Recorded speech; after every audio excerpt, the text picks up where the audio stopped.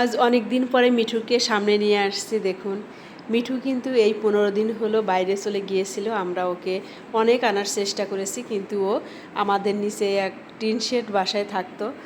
আজ হঠাৎ আমরা যখন রাস্তা দিয়ে যাই, দেখি মিঠু আমাদের বাসা থেকে প্রায় 100 গজ দূরে একটা গলিতে হেঁটে বেড়াচ্ছে। যখন আমরা ওকে ডাক দিয়েছি, তখন ও আমাদের কণ্ঠ শুনে বুঝতে পেরেছে, একদম পিছন ফিরে আমাদের কাছে এসে এমনভাবে পা জড়িয়ে ধরছে যে আমরা হাঁটাচলা পর্যন্ত করতে পারছি না।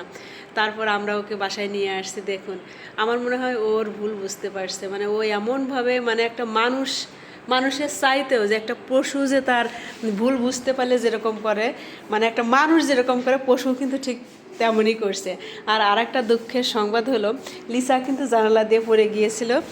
এই যে লিসা, ও অনেকটা আঘাত পেয়েছে, যেহেতু এখন ঈদের ছুটি চলছে। আর আমরা কিন্তু সেইভাবে ডাক্তারের চেম্বারটা বন্ধ ছিল, পেট পয়েন্টটা, ওকে ডাক্তার দেখাতে পারিনি। আমি বাসায় ঘরোয়াভাবে, এই যে লিসা, এই যে লিসা, ঘরোয়াভাবে আমি ট্রিটমেন্ট করেছি।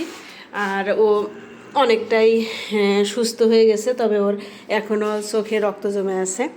তবে ডাক্তারের কাছে ওরে কালকে দেখাবো।